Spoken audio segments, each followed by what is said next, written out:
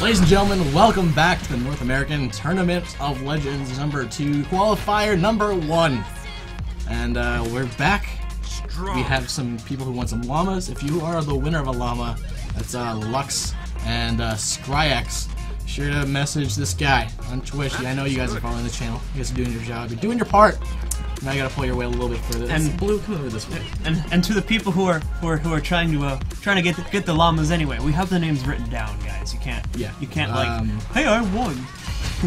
Well, that said, we also promised a gem giveaway, and I got some awesome tweets, so I'm gonna read some of these tweets now and give you guys some shout-outs. At Quivix_ says, gotta love this great casting. That is not the tweet that I meant to read, but at Chronicles Eteria says that their favorite so far has been Elusive's domination, and Critic Kitten says that as well. We have 3Force, who at 34ORCE, who is our gem winner, sends a long string of tweets. Says, I think every match has been great. A lot of these tense starts, they transfer into landslides, but I think that will change as we move forward. Was also very surprised that at all of the Necros today, not something you see often, but I really enjoyed watching how they go. Made a Necro myself. It's cool to see them in high-tier matches and performing well. Inspiration. Moving forward, we have Eric Esoteric, who says his favorite was Elusive and Jubinder rolling everyone. And we got a few more here, but I do think that we already set this up. Alright guys, so let's head directly into the game here. Once again, we are in the qualifying rounds now. Let's actually update the overlay to reflect that. Again, what that means is if you win this round, you're moving on to the championship bracket, the official real, I mean, I shouldn't say real. The grand finals the of grand the ToL2. finals of Tournament of Legends #2. There was such a great outcome, and just turning out of people for ToL1, and we've expanded ToL2 into like a 5-week event. Indeed we have. 5 weekends, 4 qualifiers. It's starting now this weekend. It's going all the way till the end of August. So we pretty much got pretty close to 2 months of action rolling here now. The finals happen after Gamescom, right? Indeed they do. That's going to be a sick thing to see here. And hope that, you know, maybe for the finals I'll come back down here. I think I'll have a reason to do that. Well, I'll be a little bit farther away from the finals. Okay, well maybe not. I won't be here anymore. Maybe you'll come to my place. I'll be up in Rochester for that, so... So, yeah, Rochester is a place that is far too cold for me. We're actually seeing people leave their teams. Yeah, everybody was like kind of just getting warmed up here. They were doing some duels before it was getting started, so everybody's joining the proper sides now. So I think we do have the correct people that are on each side here at the moment. So once again on the blue team here, we've got Aerox, AK, actually Aerox should be on the red team. So we've got AK, and I think Peppermint Butler is on the correct team over here for the blue side. Hold on, let me see if he's someone else just playing on a character name at the moment though. So this is Jaegerbomb, is his account name. I think he actually does prefer Jaegerbomb, so we can call him that, or you can call him Peppermint Butler. It's kind of up to you. I really like Peppermint Butler from Adventure Time. Yeah. It's a good show. It's a really good show, but I mean his name is Jaegerbomb, so we can go with Jaegerbomb. Alrighty. And he's joined by Zach Stark, AK, Relentif, and Darth. Wow. Let me just take some water here, Will. You can take over for me. Alright, guys, so really quickly again, straight out of Colombia, kind of a squad that formed up at the last minute. They were one of the last signups for ToL, like very close to the end of the list for North American teams. But checking them out here at the moment, you can see that it's AK, Peppermint Butler, or Jaegerbomb.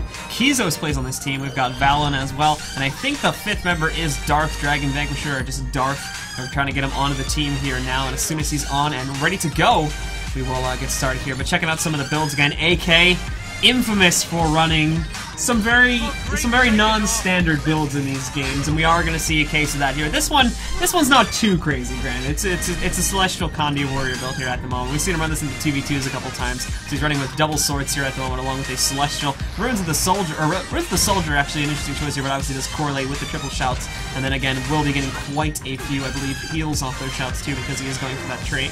So he's going to have a very tanky build. I'm sure he'll be getting some side point action with this, so expect some of that to see in this game. And this is actually a comp with 3 warriors. Oh man, this is my nightmare. Yeah, this is actually gonna be a very bulky composition. Remember, like 2 months ago when we were just like lamenting over 2 warriors to a comp? Oh yeah. Oh man. Now we've got 3. New meta. Wait. It's okay. Is one of them running kill shot? I don't think so. I don't think it's all run. It's not they're not that brave. These guys need to go full man mode.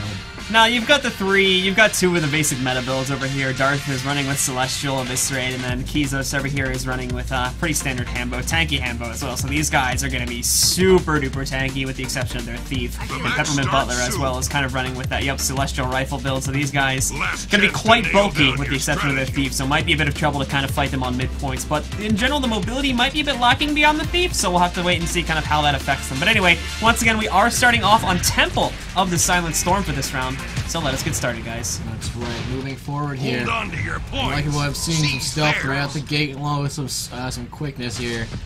We're gonna see Jaeger bombs going up for home for his team.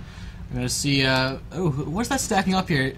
Go ahead and jump into that. A little bit of stealth. I think they're going to go here for Black Powder. Red team also did go for stealth. Tried to get some grenades off there. I believe it was Rocketry that tried to do that, but did not connect on any of the members. However, again, the grenades did cause Valentiev to panic here, so he's now going to fall back over here towards the home node to defend it. And this actually has seemed to kind of fear them off. AK coming back here, too, to try and get these guys off. I think one guy did end up falling down below the Necromancer, but Korean, again, because he had Pop Spectral Walk, was able to leap back up on top there, just as it was about to go off there. But again, good CC coming off here on the Korean at the moment. Does make him pop his Plague Form, so he's going to have to kind of waddle through this at the moment, but he'll come right out of that once he's clear and get some heals off, and I'm sure he's just going to move over to mid now and go for a normal fight. So good kind of mitigation there from the blue team of the initial push that we saw from Elusive. Yeah, and we're also seeing, I mean, there's a fight going on Temple, so no points on the board for Red, no points for Elusive right now, and straight out Colombia is really able to control the map very well. We're going to see how that cooldown goes for Karina being forced to pop the Plague. As long as Karina kind of keeps her distance, keeps herself safe, doesn't really dive into the mid fights or anything, she should be alright. She will have to watch out for things like Valen diving into the fight, certain things like that. But as long as she doesn't take too many risks, she should be alright with not having that available. But it will definitely, obviously, again, not having it is going to affect her very heavily if she does get focused on. It's a bold strategy, Cotton. We're going to see how that pays off for her. It looks like Rocketry is down over there in the mid. And there's a lot of red down around. They are on the map. They do have their temple point back up. But look at this. We're gonna see that. We're gonna see Valen over here. They're gonna get 3 capped. Yeah. To be completely honest here, because they're gonna get mid in just a second. As you can see over here, Rocketry's the last guy. He's down. They are getting spawned, so they won't actually take the cap. We saw it was Valen once again falling out of there once he saw other guys coming in from spawn. So he's not gonna take the cap there. So they will have 1 cap, but still very good opener from the blue team so far in this game. Denying that opener, that was actually really well played in general, getting CCs off, kind of falling back there, and getting the prep CC off to kind of scare them back towards mid, and in general there, it didn't really seem like Elusive had too solid of a secondary plan, so when they got shuffled into mid, they were kind of like, oh, well, we weren't expecting to fight mid, and everything kind of just fell apart there. I really like this disengage from Valen. That was like a really smart play. The reset comes out, Bassi is available, able to jump on somebody, I think he's going to jump on Karina here, and the Bassi goes down, there's a spike, a lot of good stuff coming here, he's actually just going to disengage, trying to figure out if he's going to go over to Temple, doesn't. Very smart play in my opinion, but we are now just under a minute from Stillness. And indeed we are, with that Stillness once again. For anyone who doesn't remember what that does, it doubles the value of all of your capture points. If you have a 2 cap, you'll have a 4 cap for the time, 3 cap will turn into a 6 cap, and a 1 cap will turn into a 2 cap. It's a very good buff, and again, in blue team's stake, if they're able to take this, it's going to pretty much solidify their lead for at least half the game here. Oh, the 3 cap is real though, Blue, 131 to 44, and time is just taken away. For Elusive, they've got to really come together and push something down. Looks like they managed to push down Stark over here. That's a, if I'm not mistaken, Kizos. Yep. So they're able to retake their home. But now we're going to see a massive push towards that Stillness. They need to even out. They need to push onto other points as well. And we're seeing a little bit of gate action here. And indeed we are. What's going on over here? We're actually fighting downstairs, it would appear. Ender trying to kite around Darth Vanquish at the moment. And Engies, again, they are very good at kind of like getting targets behind them. So Darth's having a little bit of trouble keeping up with Ender. And as well, we're going to see Karina coming into play here too. So good CC can possibly guarantee a kill here going on to Darth if they're able to just get a little bit more off, take him down. But nope, Kizo's now coming into play. That's going to be trouble for Ender. Thankfully, does have Gear Shield up and ready to go, but with him still being 5 seconds away from any sort of actual heal there, he is going to go down. But good save by Marvin and Karina, fearing and knocking back their opponents. That'll get Ender right back up. Yep, exactly. Darth actually popped his Endure Pain to be able to get Ender down, and that without that cooldown, won't be able to survive the rest of this fight here. and that'll actually push off Kizos, or he'll try to evade at least. Gets netted down, but with the hammer, able to push everyone back. Unfortunately for him, he's gonna get before the magnet goes down, goes into the down state, and now the grenades are kind of just write the rest of the story for us. So we will see though. Blue team grabs Stillness. They will be able to maintain their lead. This is like they have a 2-cap. Checking out Outa though. This is actually really good for them, because now the second the buff had expired there, they got a decap about 2 seconds later. So they had a tied 2-cap, and then the second the buff went away, we're like, alright guys, we need a decap now. So Valen came to accommodate that over here at Outa. So once again, going to even the caps out at 1-1, and for the time being, Blue Team's going to hold a pretty consistent lead. But the thing to note too is they're not really running away with it either due to the fact that it's tied 1-1. They're just going to be holding a pretty solid about 90-point lead here. Yeah, and going forward here, predictions going forward, I think that Valen and Stillness Colombia will continue to keep a lead. I don't see Elusive changing up anything this year. I could be wrong. It is really too early to call that, but I think 8:30 buffs are going to be very crucial. Oh yeah, absolutely. Once Tranquility spawns, I think we'll start seeing a lot of trends here. Yeah. It's really going to come down to two kind of big things here. Is A, again, will we see any snipes on those buffs? And if we don't, how much will either of these teams commit to it? Because we saw this, and we've seen this tournament after tournament, where teams had a lead for the majority of the game, but then they overcommitted to a bottom up. We saw an example of this yesterday in EU, where I believe it was the team that was going up against Lunch. I don't remember their exact name, but the team that went up against Lunch yesterday in their qualifying round literally had about almost a 200-point lead at the start of the game, but a huge overcommitment to the bottom buff completely made them lost their lead because their opponents were able to take a 3-cap on the top buff, and they even ended up losing the bottom buff because they weren't able to properly fight downstairs. So things like that, the blue team does have to be really careful of that, just to not overcommit to that if they want to hold on to their lead. Yep, the Siren Song of Tranquility is very, very enticing. Unfortunately, it can also be your doom here. Going forward, it's about 20 seconds till that spawns blue. Positionally, red team is not that great off. Blue team is kind of around the top area. They can always drop down here. We see Karina might be forced into Trank, and there it is. And to be completely honest, it's not even the fights here so far. Like the fights themselves are still pretty. In all honesty, I think Elusive has more of an advantage in the fights, but it's just the rotations here from straight out of Colombia. They're phenomenal. Always getting to the right spots, right times. Always getting decaps. Always again trying to outnumber their opponents. So far, it's just been really excellent, and that's been the main reason why they've taken a lead here so far. It's just been really, really good. Absolutely, Blue. Going forward into the Tranquility fight, you see Karina going up against Darth here. Karina losing the health battle. What was that? Karina almost getting stuck in a wall there, I think. A little bit of buggy on the camera, but Karina is going to try to move away from Darth. Thanks sure again, Darth is going to be able to put quite a bit of pressure on the Necromancer here at the moment. As we go over to Darth's point of view to check out the build, he is running. Oh, sorry for that. He is running with an Eviscerate build again there as well. So he has the Comedy pressure that comes in there from Impale there, the 5 stacks of Torment that it throws on the Karina. And Karina, again, even though he is kind of the master of Condies over here, doesn't necessarily have a lot of ways to cleanse Condies. He's really only got it through his heal there, so he's got to watch out for things like that. Just like that. Blue team takes a capture. I think that, with the amount of Death Shroud he has, and also the fact that Aerox is down here, he's fine. He's fine for now, but no, AK, here comes this sort of res utility, goes into play form, tries to get some, just cleave down. Tries to get the poison off there to prevent the res speed from going off, but again, it was a little bit too late on that. Had he done that 2, maybe 3 seconds, or might have been enough to allow Aerox to get the stomp on. Unfortunately, did come in a bit too late. And Karina's actually opened himself up here to quite a lot of damage. He was kind of just sitting there in the, let's change point of view here. He's kind of just sitting there in the AoE on the flame AoE there down on the point, and that allowed him to take a lot of damage. So, what is the story with the rest of this map? And we are seeing so many people funnel into this bottom fight. No, sorry about that. AK was going to get a ninja channel off there. So what were you saying? Sorry about that. I really feel that Elusive is overcommitting at this point. Look at the map. There's no, I feel like everyone's overcommitting at this point. I think everyone, look at this. Everyone's at buffs right now. Literally everyone. Or everyone that isn't dead is at buffs here at the moment. Look. Look, and even Aerox is going to come back to buffs. Every single player on this map is either fighting for top or bottom buff right now. Nobody cares about the points. If either of these teams realizes this, they can go get a 3-cap right now with almost no contention at all.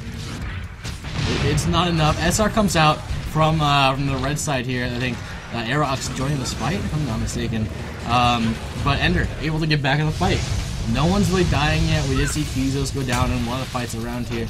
Let's look at Stillness real fast. Yeah, and let's see how that goes. Check out what's going on top here. Nothing too crazy. We do have a 2v1. It is in favor of the red team with Aerox as well as our Rocketry being up here. You can even see that Rocketry, they've definitely realized that they have the advantage. So now, okay, this is where blue team needs to move now. They need to get the heck out of bottom because now it's gonna snowball against them really, really quickly here with Peppermint Butler getting knocked out. They've only got Zach stuck here. In theory, we could see Rocketry leaving and going for the other point. Oh, no, nope. This is theirs. This is theirs for sure. Now they really need to get out of bot. Like I was saying, they can easily take a 3-cap here now without even needing to channel the bottom buff because everyone else from the blue team is currently sitting down bottom. They can easily take at the very least a double cap. Thankfully, however, Kizos did catch on to this. He's going to go and secure the gate, but once again, they're still going to be getting a 4-cap now, pretty much guaranteed. Aerox ran right over to Outa trying to get this, but unfortunately for him, Peppermint Butler will get on the point. So we're going to see an NG versus Speed 1v1 here, right before your eyes, guys. And there are 90 points left in this game. Indeed they are. Can red team It's going to be close. To be honest here, red team does need to hold this. They need to kill Peppermint Butler quickly. They've got to prevent decaps on other nodes, which we have happening right now over here again. Valon's going to be taking a decap, so if they're going to let things like this happen, if they're just going to keep losing nodes just because they're still fighting very heavily on bottom, then it's not going to be possible. Straight out of Colombia is still going to be able to win with their singular node here, but if they're able to kind of, just let's move away from down bottom here, guys. Let's try to focus on the side a little more, and they can hold on to it, then there is definitely a chance. Just the overcommitting to Trank here. We kind of called it, talking about it. Elusive. Use it to their advantage. Here's the thing, though. Here's the thing: is that I don't even think Elusive was overcommitting to it until just now. They weren't. It was really straight out of Colombia that overcommitted to it, in my opinion. They had no one up top, literally not a singular person. So red team was just not rotating properly there. They didn't really. They wanted to keep an advantage on the top mid buff for some reason. They didn't want to send anyone over to their opponent's home there to try and take that, which they could have easily done pretty much at any point in that fight there. Because again, I doubt they would have wanted to leave that and actually, give it the buff for a point. So they could have taken a 2-cap and held that for probably 1 or 2 minutes straight. But unfortunately, they chose not to do that. And in all honesty, I think that choice has costed them the game. I agree entirely. I think that the second that Stillness was sort of a surefire thing. We saw Aerox move, but it wasn't fast enough. We should have seen a little bit of a swifter rotation.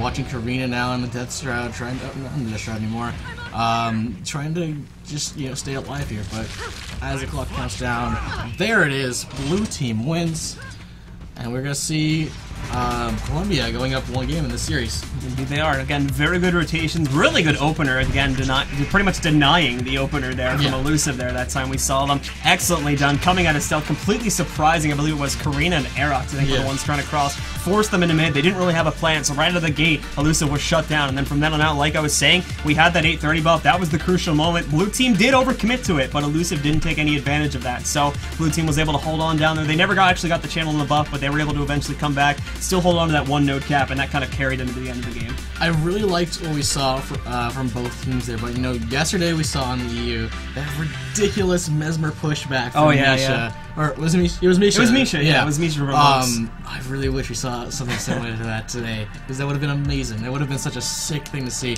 For those of you guys who missed it, you should definitely check out the VOD. It was 55 HP Monks versus... It would have been... Hold on, we can actually check here. Yeah. 1 second. It was Monks. It was their qualifier game. Yeah. It was on Forest, I believe. It was Kenny? No. Pizza with Nutella. Yeah, Pizza with Nutella was the game they played versus that. That was an excellent design. That's a top 5 one for sure. For those of you guys who didn't see it, all the opponents from the opposing team were stealth. Misha couldn't see a single thing. Uses that pushback with a Mesmer Greatsword, knocks them into the Trank pit, forcing them to go mid, allowing them to get a very early lead. Yeah, indeed. It was really good. It shut them down right out of the gate. So really good job. But we also remember, if you remember, Ken's 3v1 he had there too. That was really awesome. He kind of came in the middle of the fight, so a lot of them were injured, kind of in the middle of combat there too. But that was still very impressive. Excellent target selection and general Condi spread that we saw Ken doing there. He's going to pull off a 3v1 in the Forest game. I think just 1 game later there. So that was really well played by him too. I think we'll be highlighting a couple of those clips and maybe uploading them over to the Misspedia YouTube. Absolutely, you should go check that out. YouTube.com/Misspedia. But like you said, the Forest game, there's an epic 3v1. We're about to see the equivalent of that in this series, the Forest game. The match starts soon. Alright guys, so once again, Elusive, who was the #1 seed coming into this event, is facing elimination from ToL Finals here if they don't come back this game. So let's see once again if Straight Outta Colombia is just going to clean sweep 2-0 this set, or if Elusive will be able to get it together, tie the set up at 1-1, and take us to a Game 3 on Kylo. That's right, looks like Rocketry trying to figure out exactly what he wanted to do off the bat here. But it's worth noting, of course, Straight Outta Colombia is crossing here, doing a lot of beach play. Both three warriors, 2 of them going mid, one of them heading to the opposing far node, and there's just no pressure from red team on that henge. Got a very sloppy split, to be completely honest here, from both teams. I think blue team has had a hand in this though, based on the last game. But oh my goodness, Ender gets shut down right at the start of the game. Excellent play there once again by Vallum, ganking him. Not even gonna go for the stomp here though. But once Karina feared him away. Oh, Karina does get the fear off there, yeah. So, but Karina's gonna try to plague res here too. That's such a big cooldown being used. In all honesty, I think they should have just let Ender die. I mean, like that's just such an unfortunate thing to have happen. I don't think using plague was worth it though. That's such a huge cooldown they're gonna use, and they didn't even get him up wasted. So the trade-off from trying to save Ender in the beginning is Karina and Rocketry not being on mid. So they don't have middle lockdown. They also don't have their home lockdown. Just now is Aerox over at and saying, okay, I know where everyone else is, I'm going to be where they aren't. That's their home point. Indeed. We are seeing, however, Karina is over by Swanir, actually taking on Swanir, but she's going to be taking hits from Peppermint Butler. Bombs. Yeah, Peppermint Butler, or Jaeger Bomb over there. Karina actually, again, kind of a smart choice here. He's going to pull away. I don't think it was too smart to go for Swanir to begin with, so he's just going to try to rotate over towards mid. Which, back in mid, he does have Kizo sitting here. Let's take a look at Kizo's cooldown. Still has Berserker stance and things like that, so if Karina kind of wants to abuse the upper ledge, he can kind of just whittle away. That won't be enough to kill him. But again, Stark and Jill, if Karina does end up getting on node there, he's never going to win. But, hold on. Karina trying to play hide and seek there. Does manage to come out. Fear connects, but again, we see the stab being popped out there by Zackstar. Corrupt Boon, though, pops the Conde immunity, so another Fear cannot go off, and now Zackstar has pretty much secured the node once more here, so Karina is just going to try to escape away from this, I feel. Not even. Use that Spectral Walk, not able to... Yeah, he just wanted to get out of the Immobilize, I think. Yeah. So we are seeing Kizos throwing down that fire field with a combustive shot. Fear coming off, but you know it's not fearing him off the point just yet. Now the tier. He's got an ability off. He's got to use cleansing out here. No, Karina. Oh no! Look, Valum's gonna come in. We do see Aerox coming in here as well. Big burst on the Zackstar. He goes down. We all see Stolen Warrior Cleave coming off here at the moment. Valum taking huge amounts of damage. Has to get away, but a cluster bomb channel goes into that. I think we just saw Valum getting his heal off, and now he's gonna be safe. But on the other nodes too, take a look. Darth Dragon Vanquisher getting very, very low too. Yeah, let's pop in with Darth and see exactly what's going on with him. Taking a 1v2 on this is actually somewhat unfortunate. He has Rocketry in the downstate. We are going to see Aerox, or yeah, apologies, not Aerox, Ender go for a res on a Rocketry, and due to Darth going into the downstate now, Ender should be able to stomp him out and get his teammate Rocketry back up and into play. There's something with that llama finisher, man. This makes me angry whenever I get stomped with it. So happy. It does dance on your corpse. So. He's just so happy, Blue. Can't stand that. He's so happy that you've died. Yeah. He's like, yes! So we're seeing now Karina off the respawn, trying to put some pressure in on mine as well. We're watching Marvin trying to get in power off being hammered down by Kizos. Here comes the stomp. We are, like, the battle standard, the war banner, has been out from this side. So one of those war banners from the 3 warriors in the blue side, able to get blue team takes a some use in the team fight, but it's also in the mid. So then we'll have to see what that means for that. Peppermint Butler, Jaeger Bombs, Magnet did not work on Rocketry. Now he's forcing him off the point here. He actually gets a Magnet of his own off Blue, dropping some bombs, pulls out the rifle, gonna try and make something happen here.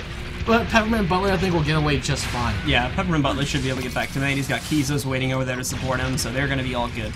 But, so, interesting thing to note here, too, is even though Rocketry is fighting Peppermint Butler, that's still an advantage for Peppermint Butler and the blue team regardless, because they're fighting off node. Blue team still has the lead here, and they're kind of just keeping them away from another node fight, so that's good in their part. Meanwhile, back over here at the henge, because of the fact that people like Rocketry haven't been able to come over there and support, Darth, along with the 2 others that were just here, have been able to take it, and as well, because they're on the other side of the map, Chieftain is probably going to get killed by AK in just a couple seconds here.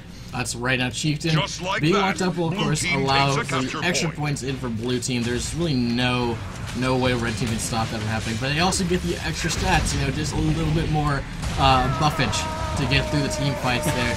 But now Peppermint Baller Bomb stomped out in the middle fight. Karina coming in the Death Strike, gonna get some damage down. Kizos gets locked down with Condis there once again. Complaining about that in the map chat a few minutes ago there too. That the fear chains are too strong coming in from Karina there, so that's gonna lock him down once more. But thankfully they do get Pocketry along with Marvin into this fight here too. And with only AK left, this combo here should be able to take AK out. It's gonna be a little bit slow, but they should be able to take him out here. They need that takeout now, actually. I mean, look at the point spread, 255 to 131. They don't have their home though. The Karina is engaging over on Henge, and that's going to be an NG versus Necro battle there for sure.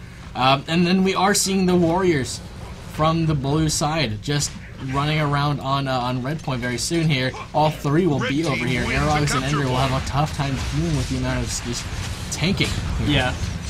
And now with Aerox going down once again, that's going to eliminate a lot of damage from the fight. The Warriors should have no trouble whatsoever with only Ender being here, taking Aerox out. And as you're going to see there again, the 3v1 is going to be far too strong. Ender's going to try to leave. Yeah, I honestly think he should have just stuck around there and tried to keep the node decap for as long as he could. But once again, with those two guys there, they're just going to run him down and take him down off point. Absolutely. But Karina, able to get the decap, will actually get some caps off here.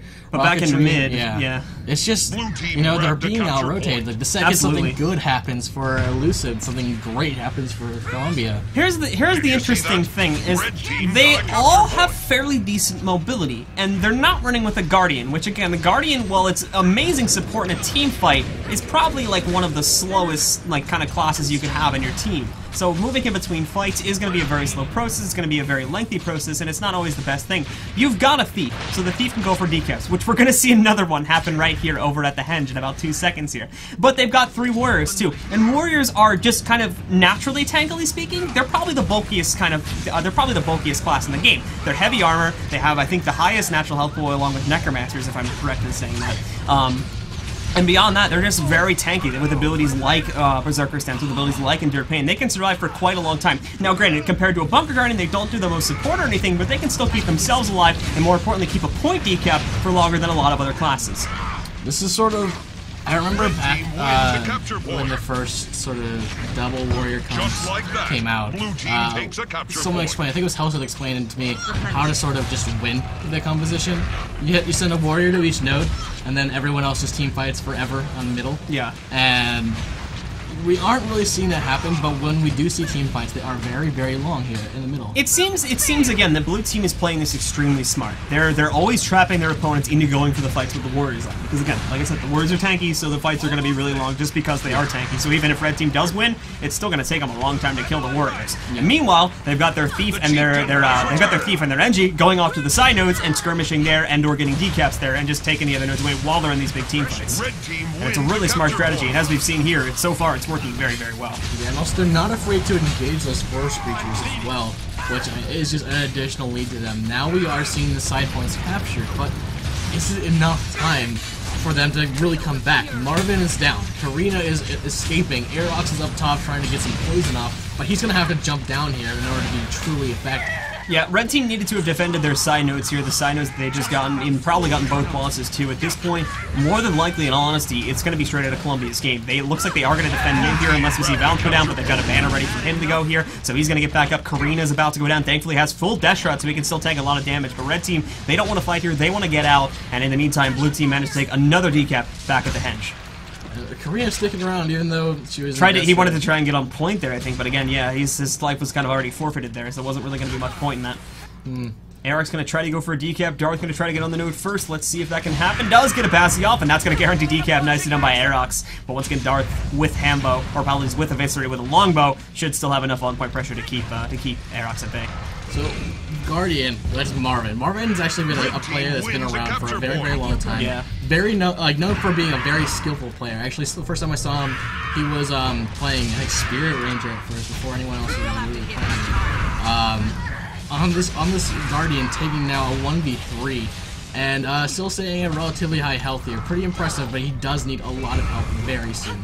Yeah, again, Bunker Guardians, their tank ability is very much connected to how well they manage their cooldowns. If they're just wasting all their shouts and Conde cleanses right out of the gate, they're not going to survive very long, because they're actually not, like, too tanky.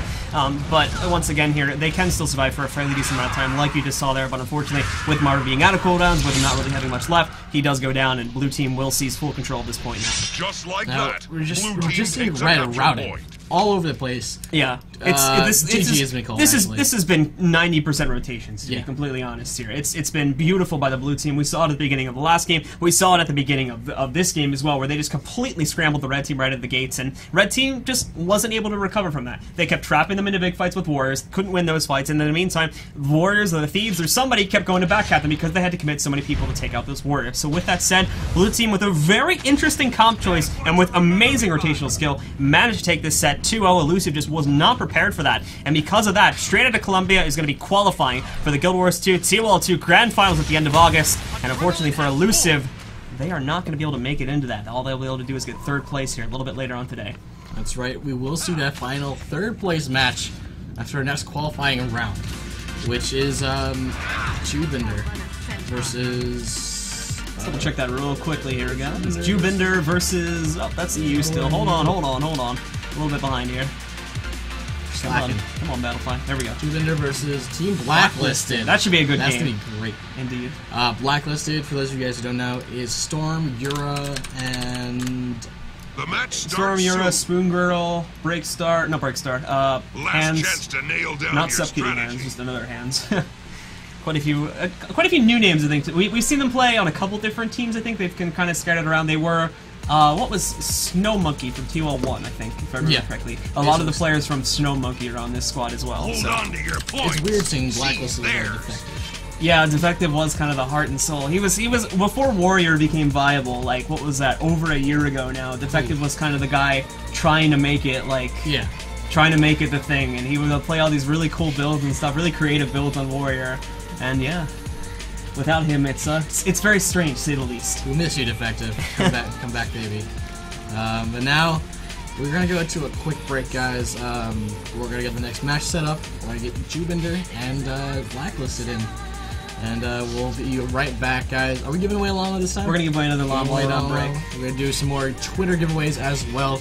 For some gems, gem code straight to your Twitter account. Follow me at MLG Cider. Follow him at Dr._Blue and follow at Misspedia. And then tweet us. Let's see. So we did last time your favorite moment, your favorite player. Let's what is your favorite map to play competitively? If you haven't played competitively, go ahead and do that right now. So you got 10 minutes. Alright guys, we're gonna take a quick break. Steb, sorry for forgetting you. And we'll be right back in 10 minutes with our second qualifier match of the day between Blacklisted and Jubinder. Be right back, guys. Steb.